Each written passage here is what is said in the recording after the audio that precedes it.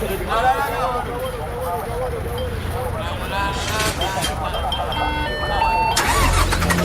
la place. C'est à vous on parle, non? Faites la place. C'est quelle manière de parler aux passagers comme ça? Nous vous souhaitons la bienvenue dans le quart de la Révolution. Certains ont pris des places par conviction, d'autres en raison de contradiction. Et il y a ceux qui ont pris des places parce qu'ils attendent que la Révolution étale le linge sale de la nation.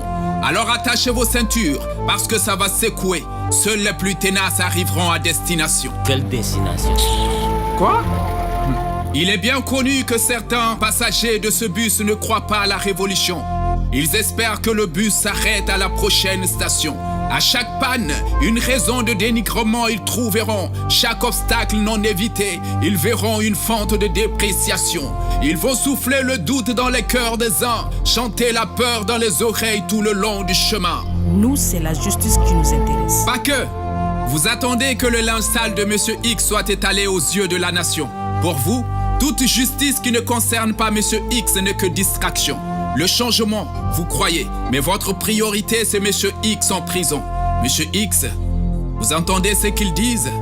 L'horreur est humaine, la clémence est sahélienne. Vous avez là une belle occasion de présenter vos excuses aux yeux de la population. Et l'argent aussi, il nous doit de l'argent. Apparemment, dans le bus, il y a tout le monde. Je vois au fond des artistes, merci pour la musique. Je vois les griots et ceux qui crient haut. Il y a des influenceurs, des intègres, qui savent que toute information n'est pas bonne à partager, puisqu'il y a des vérités qui blessent, puisqu'elles ne guérissent. Les nostalgiques, vous avez perdu tous les privilèges. Vous estimez que ceux qui sont aux commandes renoncent à tout avantage.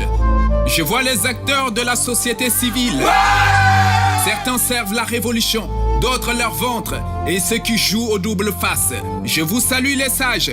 Merci de toujours appeler à la raison et à la réflexion. Non, il n'y a plus de place, il n'y a plus de place. Monsieur le conducteur, le bus est plein.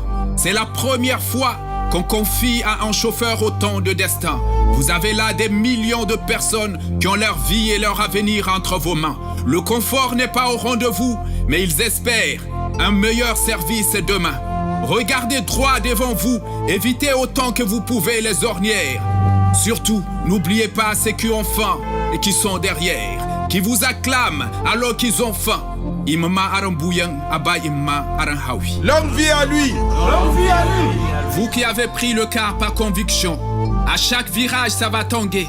Chaque centimètre laissé derrière serait un effort. Chaque kilomètre doit vous rendre encore plus fort. Il y aura des complots, des manipulations à l'intérieur comme à l'extérieur.